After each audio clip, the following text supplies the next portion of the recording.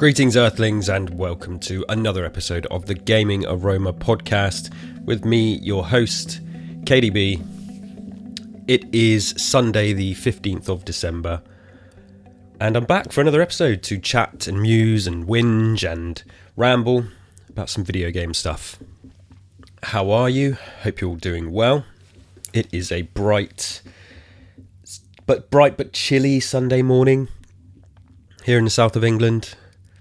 It's a bit grey. We're approaching Christmas.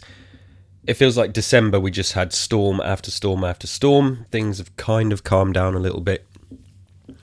It was quite funny at work. We had a Christmas market on the only day where there wasn't a storm.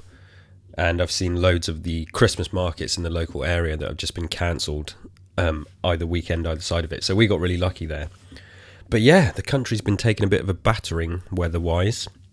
As you know, I do love to touch on the weather because it is news. It qualifies as news in the UK because it's different every hour, really. I'm just going to have to close the blinds a little bit because the sun is so bright, it's blinding me.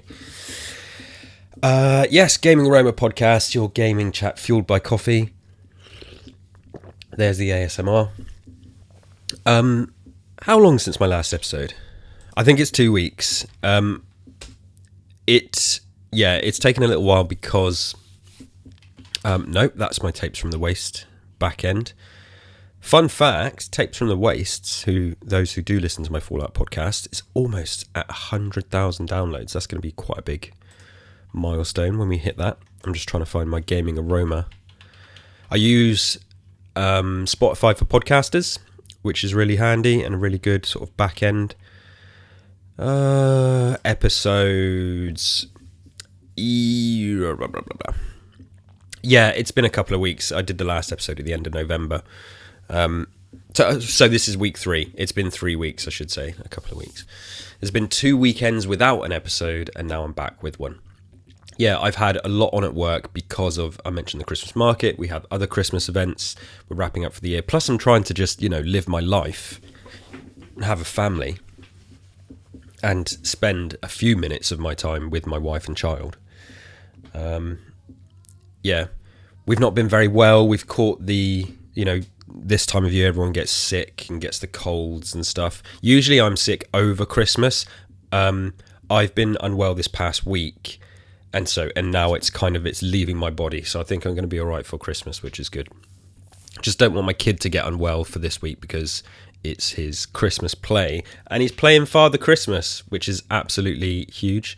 I don't know if I mentioned that before, but yeah, you can tell I'm proud. I'm a proud dad right now. But yes, hope everyone else is excited for Christmas. I'm definitely going to squeeze in.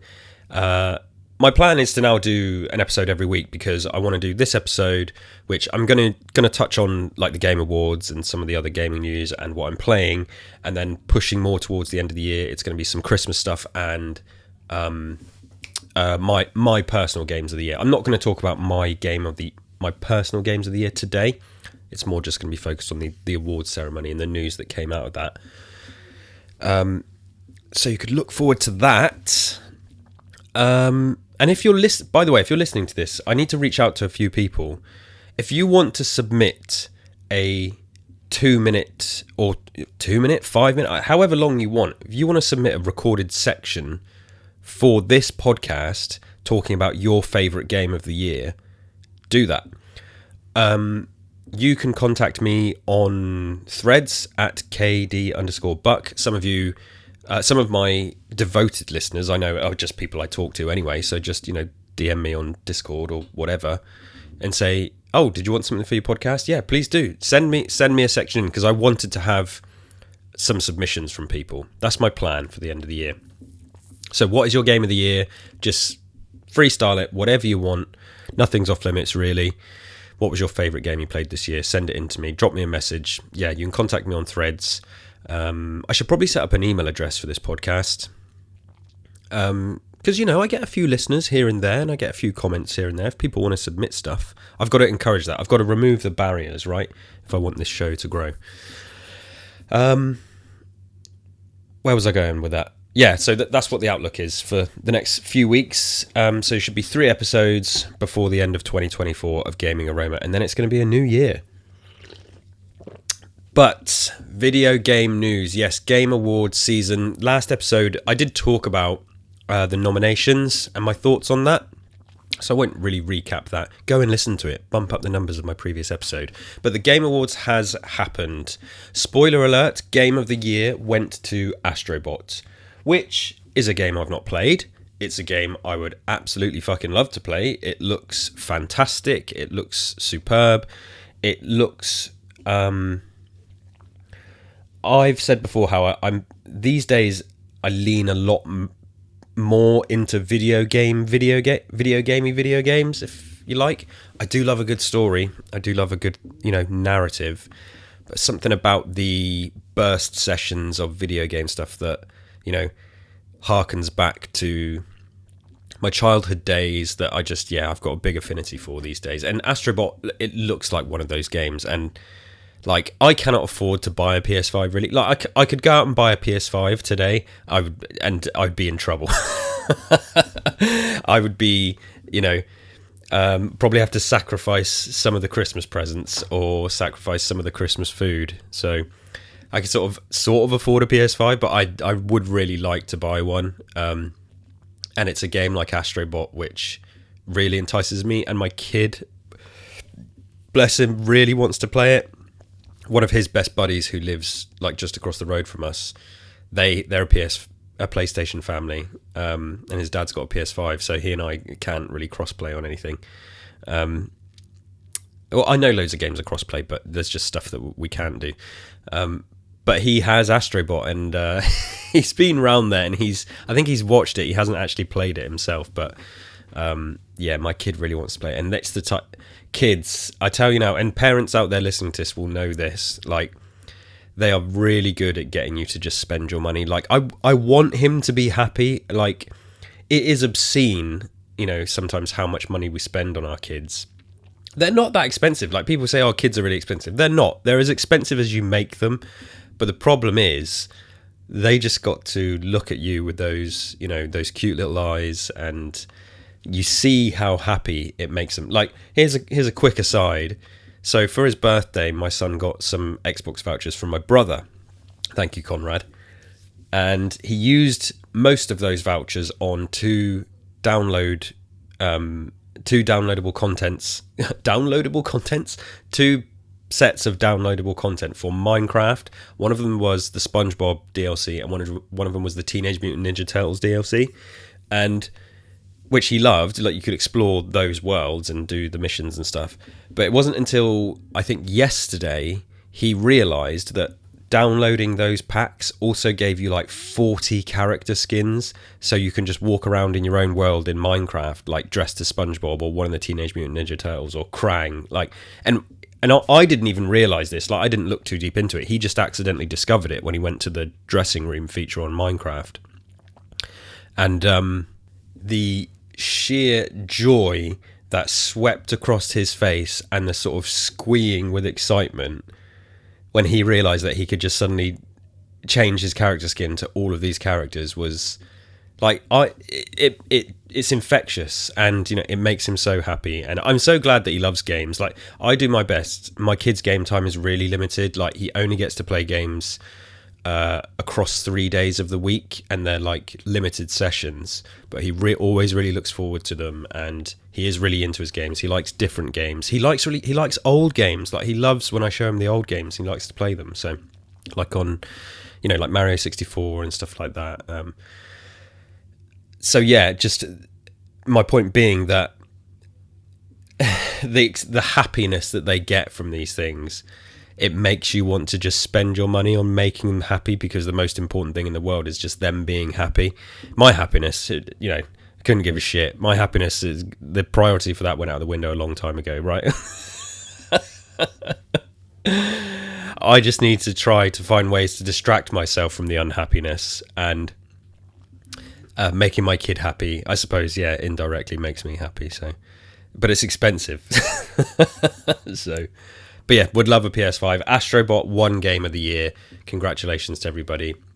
as I've kind of said, like, awards shows and awards are sort of really dumb. Like, I think unless you're doing like a personal achievement, like at the Olympics, where you're just, you are clearly the best in your field, and and that's done by on the spot competition. It's like, yeah, there's no dispute in those awards. You won the gold. You jumped the highest. You ran the fastest. That's cool. I love that kind of stuff.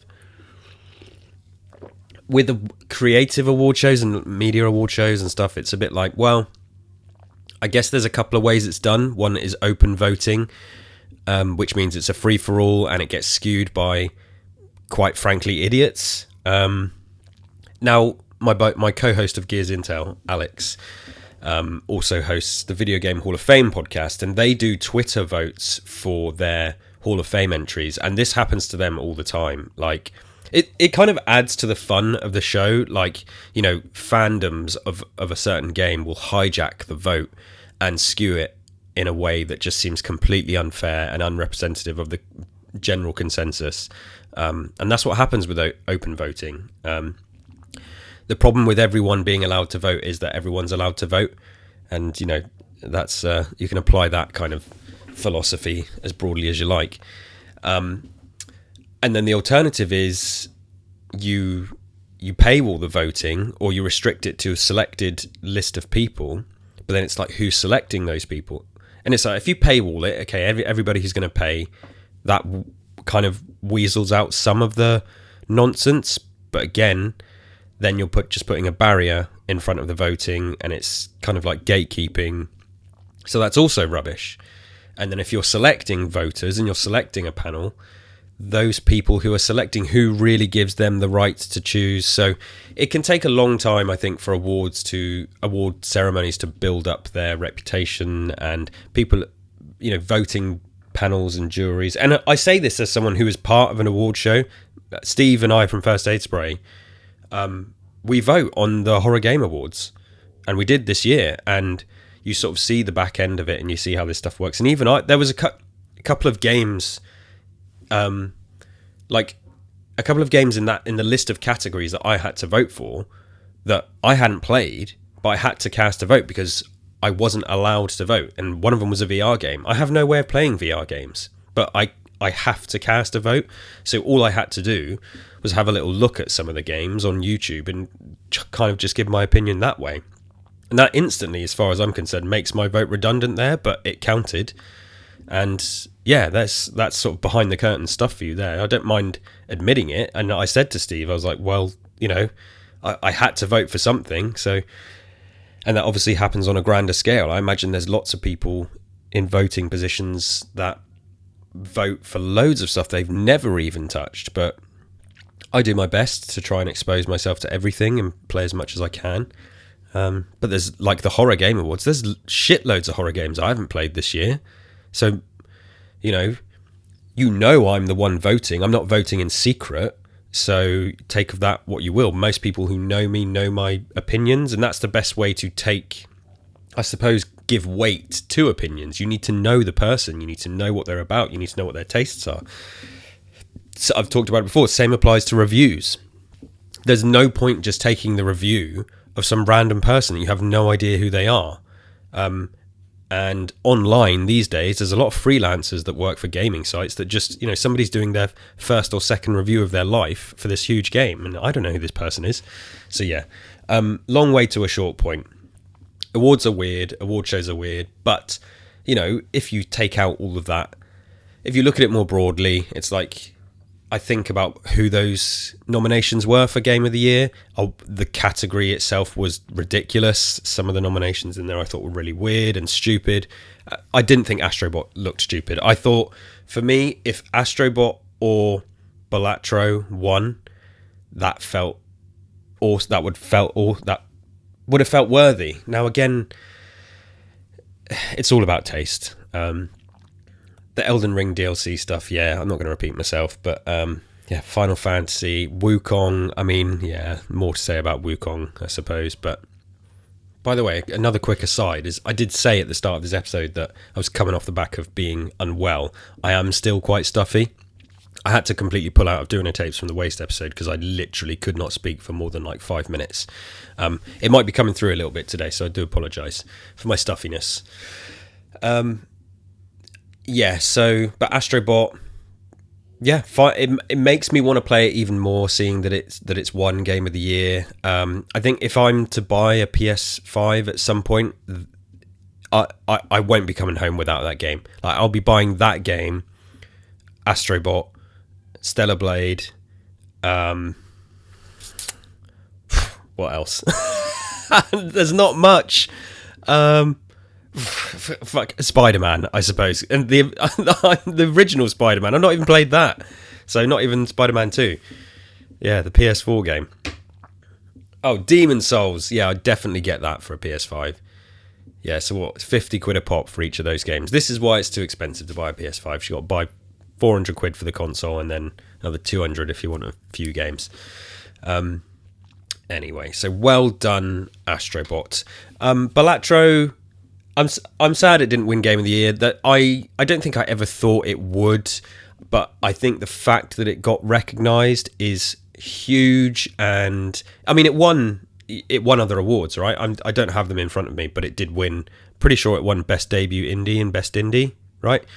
Yeah, I love that game so much. It is. Yeah, I could see why it would lose out to something like Astrobot, and it makes sense. I haven't done my personal game of the year yet, but it is up there. It is absolutely up there, and I'm going to talk more about my games of the year either next episode or the episode to round off the year. So cool. Well done to Astrobot. Game awards in general, I thought were really solid. I don't know, I feel like I don't want to sound like I'm being contrarian, but on Threads, on Google, because I'm trying to use Google to see news and stuff a bit more now. Online friends of mine, there was a lot of, wow, that was absolutely incredible and stunning and best game awards ever. I mean, it probably best game awards ever. I mean, maybe it was. I mean, the game awards are usually shit anyway. And I'm not going to be one of those people that's like, oh, that's a low bar to clear. Like, I hate that phrase. But, yeah, I don't know. I thought it was really good. There was nothing that blew me away and stopped me in my tracks. The thing is, I think there was a few, they're not really niche. Like Onimusha and Akami, like that's two pretty huge announcements. But I'm not like a fan of either of them, so for me it's just it's a personal thing. I'm not saying they're bad. Like I've played Onimusha. I don't think I've ever played Akami. Like, I've seen it, through the grapevine. So I can see why a lot of people would get massively hyped for it. And Kamiya is back for Akami as well. Like, that is a big deal. I get it. But if we look at the show as a whole, there was a good spattering of sort of indie games announced. There was that really funny rematch football game that actually caught my eye. For me, there was quite a lot of stuff that blurred together. There was so much anime, and when I say so much anime, I'm not saying too much. I don't hate anime, but there was so much. There was so much of it, and it just blurred together quite a bit. Yeah, and it was just, I suppose when I think about all the things I really love, it's just a taste thing. Like, it was a really solid Game Awards for me. From where I was sitting, I was like, I could see them trying to address a lot of the feedback from the past, and for the most part, I think that did well. I thought the balance to advertising and awards and speeches was way better. I mean, it's still not right. The fact that when they zip through like those 4 awards at a time off screen, it's like that. I don't like. I think, and this is because, so it's not paid voting, right? So he's got to get money. He's got to give space to the advertisers. But I don't know. I think a couple of them, like Balatro's awards, they did get one where they did go up on stage, but I just think some more time was best multiplayer was given to Helldivers 2 off stage, I think. Like, that feels like Helldivers 2 should have got it was huge, right? It should have got the recognition on stage that it deserved. So it wasn't perfect. It was just better, and the speech times were better, and people were being given opportunity to speak. I thought the roasting by the Muppets was very hit and miss. I don't know if... So obviously, you know, Jeff was heavily involved in that, and he's like, okay, let me have it. But, and he obviously knew everything was coming, right? Because he sort of played off it as well. He was sort of acting along with them. Some of it was a bit cringe. I was like, dude, I don't know. I just don't think it needed. I don't think it needed it. Just do a good awards show. You can make a couple of jokes, but the constant sort of roasting throughout the night, I think it was just overkill, and some of it was a bit. It was a bit too much. So that didn't really massively hit home for me. Yes, but overall it was solid. There was a good diverse announcements. It was just, for me, it wasn't like, when I think back to the Xbox showcase earlier in the year, there was like 5, you know, huge things when I think about, obviously, Gears E-Day. Doom the Dark Ages. Whenever they were showing stuff of things that were coming up, it just looked better. I just remember coming out of that show feeling like it was way more diverse and vibrant. It was like, oh my God. And I remember, so this was back in June, and that was in the couple of weeks after, you would see online people saying, well, it's I guess I'm getting an Xbox now. Like, their lineup is insane, and there is kind of something for everyone. Game Awards was a bit more niche. It was massively diverse. I just think there was no huge franchise heavy hitters apart from The Witcher and Elden Ring. Now, so yeah, if you want to talk about the big ones, okay, so you got Onimusha, Akami, and Naughty Dog's new game, which I'm going to get to in a minute. Obviously Sonic Racing, of course. Just joking. I'm going to play it. Borderlands 4, which again I'm going to get to in a minute, and then the other two big ones, were Elden Ring, Night Rain, and The Witcher 4. They opened, their first big reveal was The Witcher 4. Now, I love The Witcher 3. I really, really do. There's a lot I could say about it. I'll save that for another time. But what they did to reveal The Witcher 4 is they gave us a CG trailer. Now, in-game or in-game engine, likely. I mean, it's probably all done in Unreal, but, you know, it's a cinematic trailer. So it's got all the cinematography and effects that you may not get in the final game.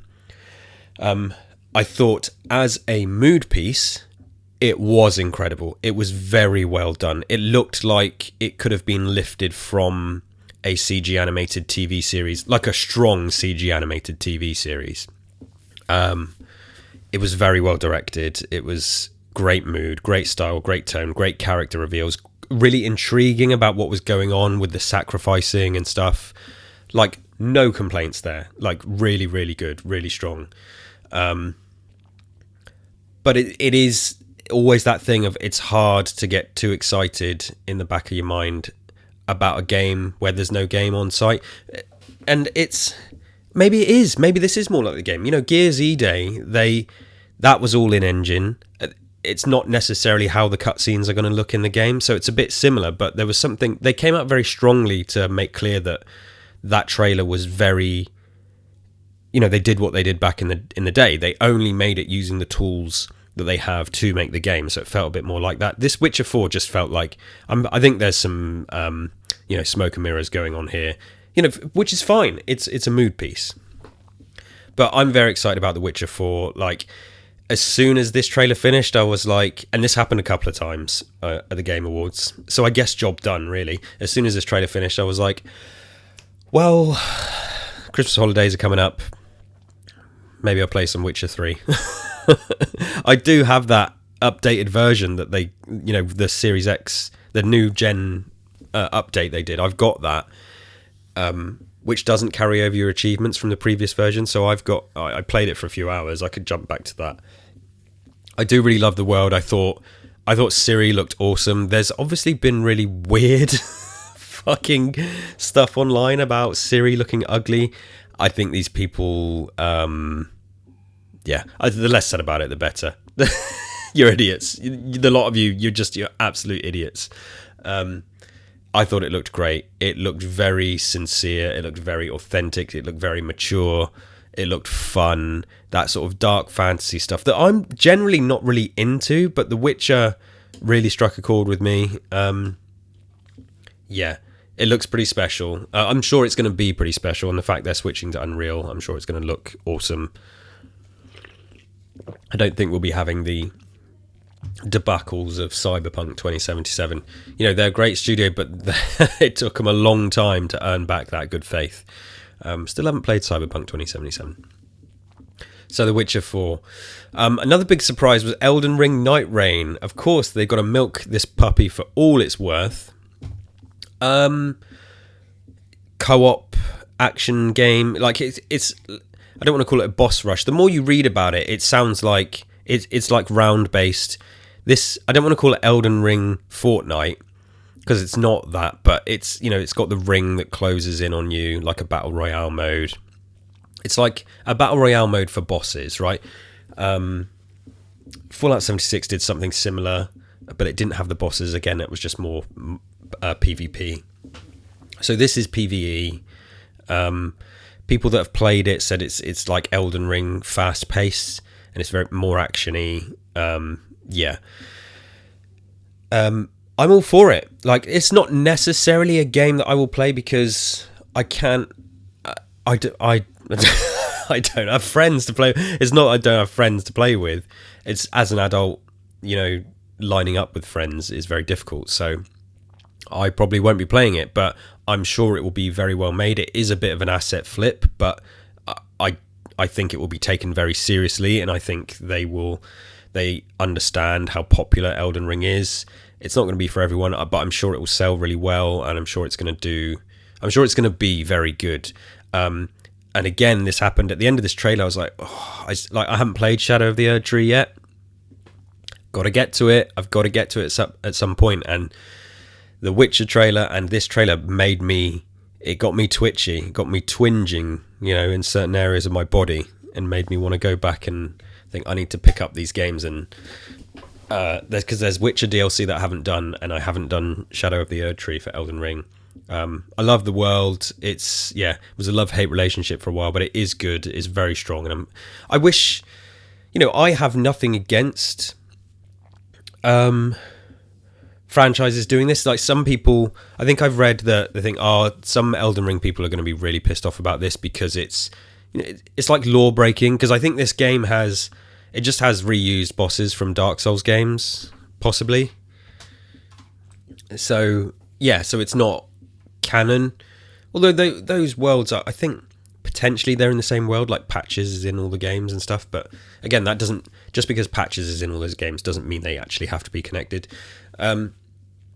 There's no rules, it's fine, do what you want. I'm not as protective about canon breaking and law breaking as some people are.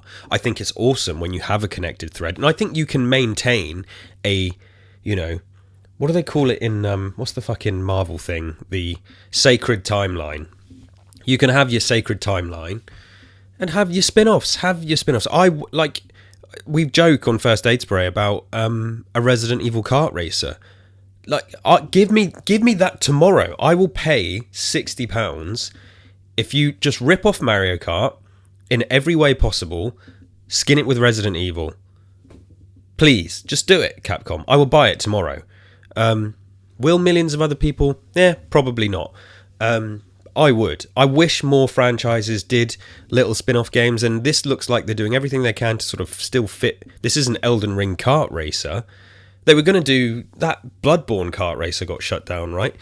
That wasn't made by FromSoft, but it was a fan thing. But I want more of that. I want a Gears of War kart racer. I want a Gears of War RPG. I want a Gears of War, maybe a Gears of War first-person shooter. Like, give me all of it. You know, I want to experience the world and stuff in different ways, and video games, unlike film, give you a better opportunity to do that than sort of, you know, any other medium. So it looks really cool. I just don't know if I'm ever going to play it. I feel this way about what's the other Resident Evil one? Resistance. I played it for an hour when Resident Evil 3 remake came out. It was really good, but there's no point playing it really unless you're playing it with people you know. So, and I didn't have anyone I know to sync up with and play it at the time, so never got into it. It would kind of be the same for this, but it looks cool. Do love a bit of Elden Ring, and it shows that it shows that they are not, you know, that they want to milk Elden Ring. Are we going to get an Elden Ring 2? Maybe. I would take an Elden Ring 2. Or are we just going to get things like this? But yeah, it's good. Yeah, co-op action spin-off Elden Ring Night Rain. So they both look good. Yeah, a couple more I just wanted to touch on specifically. One was Borderlands 4. I've played Borderlands, take it or leave it. The director Randy Pitchford came out, and he loves Borderlands, right? Obviously, he was very proud of what they're going to show off. He was very excited, bless him. Yeah, you know, I'm trying to talk about the big. I suppose this is a big heavy hitter that was announced, right? Again, it doesn't necessarily float my boat. But I looked at it and I was like, well, it just looked like more of the same. But again, maybe I'm the wrong person to talk about it. I think there's a lot of people out there that have been waiting for this. I'm just not one of them. And it's interesting to think, how is this going to fit in the modern way, you know, in terms of being potentially a looter shooter, a hero looter shooter. It's going to have some story as well. Yeah. Sort of quietly interested in it because it feels like they're probably putting a lot of weight behind it, so it has the potential to be quite good. Yeah, there was, and like I say, there was lots of other little things. There was lots of indie games announced. So Turok Origins was announced as well. That's potentially quite good. Splitgate 2. Just a few things here and there. Mafia Old Country, they showed a bit more of that, and I played Mafia for the first time this year. I've definitely got my eye on this. Yeah, it looks kind of more up my street. And then they ended with the big reveal, which was Naughty Dog's new game, Intergalactic, The Heretic Prophet. Now, here's another place where I think I'm kind of in the minority. And again, not trying to be contrarian.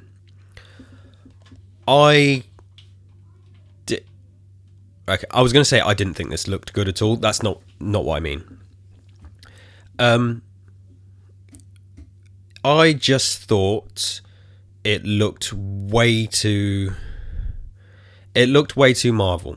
I watched the trailer a few times because I was like, have I just got caught up in the music, you know, the needle drop at the end and stuff. You can see like Total Recall influences, style influences over the trailer as well. So, you know, there's definitely like Verhoeven stuff in here. You know, Intergalactic Heretic Prophet, that title is weird, but that's very throwback, B-movie throwback, right? They would do, it's like comic book stuff, again, which links back to Marvel. Style-wise, art direction-wise, I thought it looked good. It didn't look massively new and fresh. And it didn't feel as classy as something like Interstellar.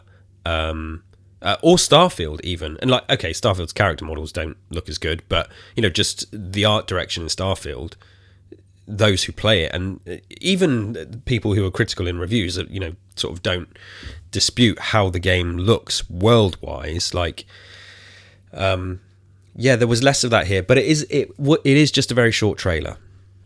I just felt we've had a lot of this, and just off the back of Concord as well, which had the space, you know, the space opera sort of stuff.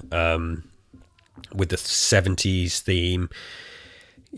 Everyone wants to lean into Guardians of the Galaxy. There was just quite a lot of that there, and everyone wants to do their sci-fi, and this is Naughty Dog and Druckmann's stab into sci-fi. Well, they've done sci-fi, I suppose, with the sort of more cartoony games, but this is the Last of Us. The Last of Us in space is not what it is, but it's their more grounded stuff. Maybe a bit Akira in there as well. You could sort of see that. So you can see the influences are obvious, and I don't dislike any of that. It just felt a bit like we've sort of been here and seen this quite a lot as of late, and so to see it again didn't really excite me. Now, the main character, the lead character, the chick with the shaved head. Now, there's been backlash online about apparently she's ugly.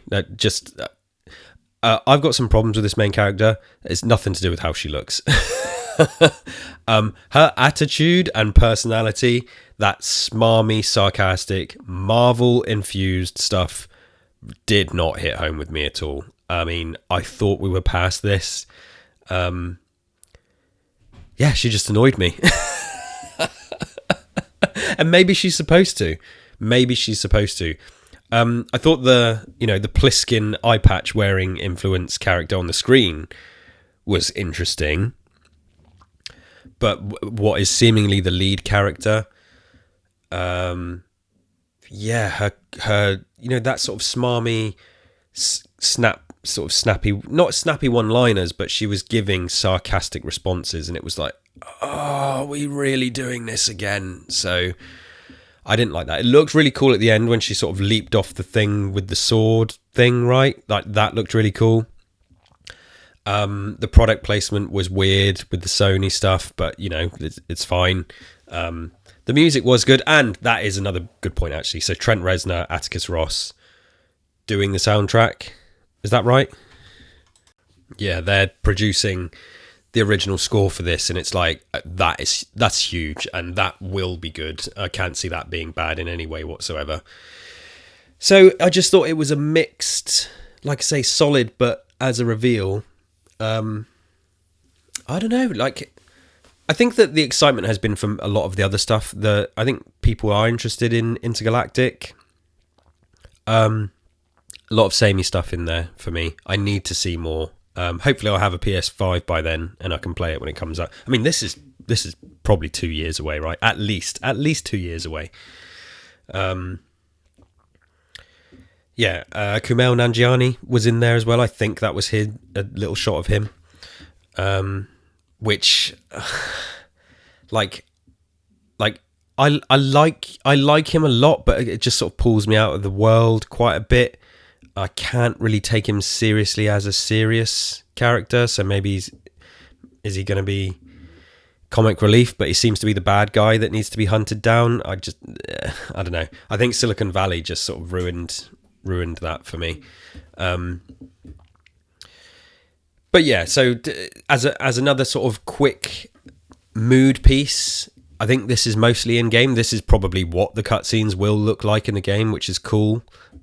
Just we've seen nothing of gameplay yet. We don't know. Is it just going to be the third-person Last of Us style gameplay, or they're going for maybe a bit more arcadey stuff, hack and slash with the big jumping with the sword thing at the end? They might be branching out a little bit, which I hope they are. Yeah. So Game Awards on a whole, it was a really solid show. Nothing that really got me out of my seat, but there was a few things that definitely piqued my interest. The chap that helped with jobs in the games industry as well, the Game Changer Award, that was obviously really cool. So good to see that sort of stuff. More of that, please.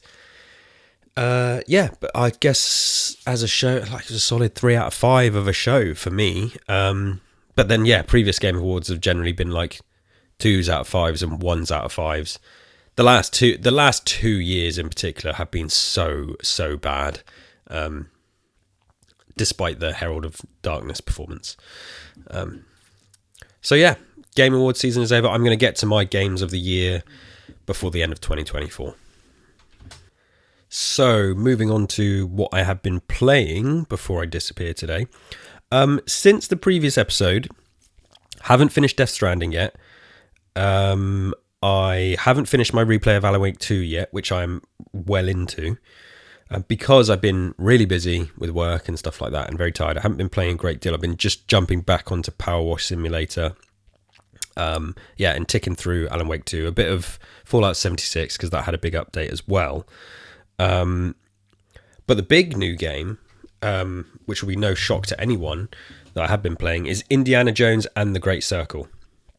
Quick primer. The movies, I've seen them all. I've seen like a couple of them twice. I've seen them all once.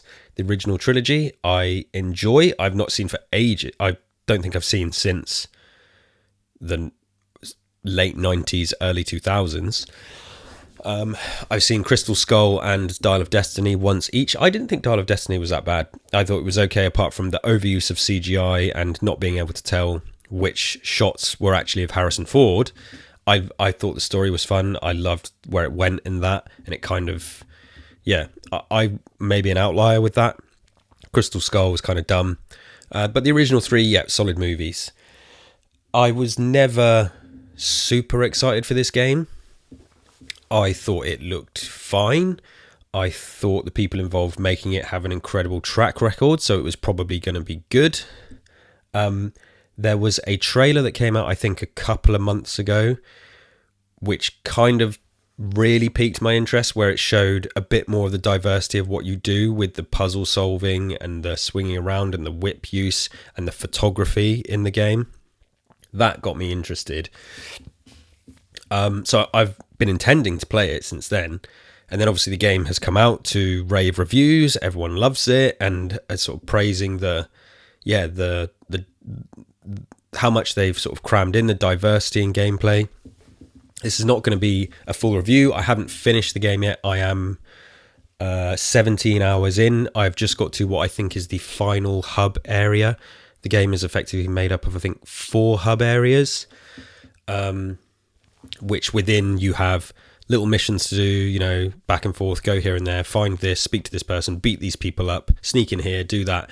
As lots of people have probably heard, it's borderline an immersive sim. You sort of approach, you've got to get to something. You can barge in, guns blazings, or you can scan the area and there'll be like 2 or 3 different ways to access it, maybe going through a crawl space or climbing up on the roofs or distracting somebody. You can basically pick up lots of different items and throw them around to make noise. You can hit people, so you can stealth is encouraged, I suppose, but it's not like the be all and end all. And if you mess up stealth, it's not like Star Wars Outlaws where you had to completely start again, which I think they've changed in that game now, by the way.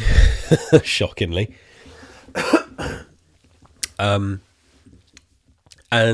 so it's like a mix of Wolfenstein and Dishonored is what a lot of people say, which I sort of get. From my perspective, I can tell you now, I am absolutely fucking blown away by this game. It is so much fun. It is just what I need right now. It is it is single player, and you can go at your own pace. There is so much little side stuff to do, little notes to find, collectibles, and nothing egregious as well. It's sort of, because it's all contained in these little hub areas, you haven't got to trek for miles and miles to find things. It's like, everything is right under your nose or hidden in little hidden passageways and stuff like that. And I've just been having so much fun playing this game and feeling like Indiana Jones, which is something I never thought I cared about. It's clearly made by people that love the franchise. It feels like you're playing one of the movies. It feels like you're in the movie. You are embodying the character. Using the whip is so much fun. You've got guns. I think I've used my gun twice, 2 or 3 times, and I'm 17 hours in. I'm very much just enjoying sneaking up on people, smacking them around the head with a bottle or a guitar. You get to wear different disguises. You've got to solve puzzles. Every single puzzle is different as well. And some of them are real, real brain teaser stuff where I've been sat there and thinking, and I'm at this point in my life where I give myself a certain amount of time to solve a puzzle, and then I have to look it up because I just don't have time to waste like hours struggling. And I've only had to look up one puzzle so far, but I have enjoyed how different they all are. And, you know, if you stop, have a think, look at the area, look at what's in front of you, you can figure it out. So a large portion of the game is set in Giza, around the pyramids and the Sphinx, which obviously I'm obsessed with. And just being in that setting, a bit like how Assassin's Creed Origins does. I just love being in that setting and walking around and, looking at the environments, looking at the hieroglyphics, like reading all the stuff. Yeah, it's like it's a dream come true in that sense. Yeah, the gameplay feels old school, you know, punching people in the face. It's like, yeah, don't expect... I was going to say don't expect state of the art. That's a rubbish way of putting it. It's quirky. It definitely has its quirks. But the more I'm playing it, the sort of more obsessed I'm becoming with it. And I am really going through every nook and cranny, finding all these artifacts and doing stuff. So much kind of handcrafted and richness has gone into the areas. I mentioned the photography thing in the trailer. It's a bit like how in Pokemon Snap you're sort of rewarded for taking pictures of stuff. Some of it is part of your actual quests. Some of it is you're just walking around, and if you stumble across something that is a good photo op, like a little symbol will pop up on screen. You think, oh, I've got to find the photo, and you line it up and it's certain characters or some piece of action that's happening, or a scenery, or an old, an ancient stone tablet or something. And there's just something about that, taking photos of things in the game. In the game. I'm a photographer in real life as well, like it's part of my job. And doing it in game as Indiana Jones, photographer. I was going to say photographizing, photographing these historical places, and yeah, I just get a real big kick out of that, and it's relaxing and intriguing. The story is, Indiana Jones, they all they go to like weird places, and this one is starting to go to a weird place, which I'm really into as well. The characters are really good. Troy Baker, love him or hate him, has nailed the performance for this. He is funny. It's like an impression of Harrison Ford, but also not. Like, you can hear it's Troy Baker. He's more just nailed the inflections and the sort of nuance of the character. It's the best Indiana Jones game ever made, without question. It's fast becoming... No, I'd have to sit down and... I haven't finished it yet. I think I'm near the end. Well, not near the end. I'm on the final third. And I'm doing everything. I'm doing everything I possibly can. I think if you gold path it, it's probably like a 15-hour game, maybe 10 to 12 hours, 15 hours. I'm doing everything, and I'm at almost 18 hours so far, and I've still got the final hub section to go, which I think is pretty beefy. What was I saying? Yeah, I think the more I think about it, if you want to think about licensed games, this is up there with Arkham, Spider-Man. Like, there's just no question. It's up there. This is now licensed games. There's a conversation. Like, I've always kind of classically considered licensed games to be games that are based on an actual like movie or TV show. The term is a bit broader. Like, we say like Batman, Arkham Asylum, and Arkham City are licensed games because it's a licensed character.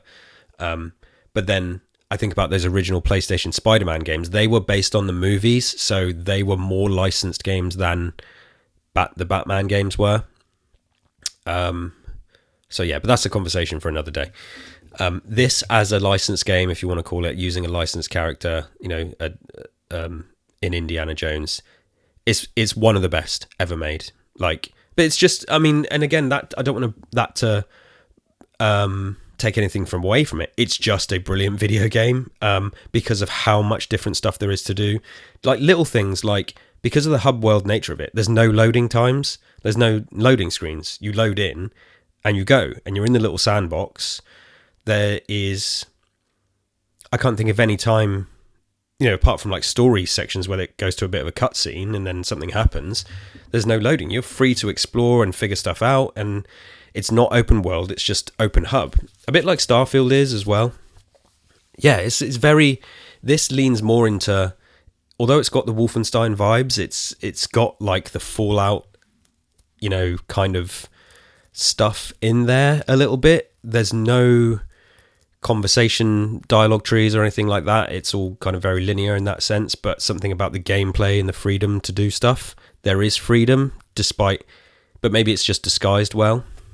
There's just so much to discover in the areas if you keep looking, and so much to do. And it's so funny, like so many funny character exchanges. Like I've been laughing a lot. But yeah, because you're in the hub area, there's no loading screens, which makes it even more seamless and immersive as in terms of putting you in the shoes of the character. And as soon as I'm finished with this over Christmas, I'm rewatching the movies again. Like I can't wait to do that. Full on in Indiana Jones mode at the moment. It's coming to PS5 in the spring, I think. So anybody listening who doesn't have access to an Xbox or Xbox Game Pass, definitely pick it up where you do, when you can. You will not be disappointed. It's a shame this missed the Game of the Year nomination sort of timing, because it would have been up there. It definitely should have taken Erdtree's place, I think, because Erdtree is DLC. And by the time the Game Awards come around next year, everyone will have forgotten about it, which is a shame. Or I could eat my words there. Maybe because it's coming to PlayStation, nobody will forget about it. It'll just get the Sony bump. Can't wait to play some more of it. I think David and Alex are covering it for a Winner Is You as well. I'm really excited to hear what the guys think about it. It's like, if I wanted to think about criticisms, I mean, I've had a couple of small little glitches. I'm struggling to think of any. I need to finish it and then kind of reflect and think what didn't work for me. Maybe a couple of moments, a couple of bits have dragged out a little bit too long. Yeah, I don't know, but so far just really loving it. It's just really fun and so much to do, and yeah, I can't recommend it enough. And yeah, that's it. Just looking forward to finishing that game up and then deciding whether I'm going to replay Witcher or Elden Ring over Christmas. I mean, as I said before, Christmas I like to spend time with my handhelds and just play some retro games. And I've got like nearly 10 days off over Christmas. No, more than that, I think. I might have 2 weeks. I need to check. I'm going to be working one day over Christmas. So I've got a nice break coming up. Going to be doing some podcasting as well. I think I need to check in with David and Alex, but there should be a Gears Intel. We've got a structure for the episode. It's just finding a day to record it. Tomorrow I'm doing a Resident Evil 3 OG podcast with the First Aid Spray fam, so look out for that when that comes out. I also just did a First Aid Spray special episode where Steve and I and James talked about horror games of the year, which sort of tied into the Horror Game Awards I was talking about earlier. That's only out for Patreons at the moment, but it will be out for public consumption soon. And yeah, just loads of stuff coming up. There's more games coming out in the new year, so there's going to be loads to talk about. As mentioned earlier, if you want to talk about your game of the year, please come and find me on Threads or Discord. I do have my Twitter account is still up at K_D_B_. I've been hopping back to share my completed games and repost podcast links. That's all I'm doing, but you could DM me there as well if you want. And that'll do. I'm going to wrap it up because we've got some Christmas stuff to do today, and I will be back next week for more rambling, musing about video games. Till next time, stay safe out there. Bye. Bye.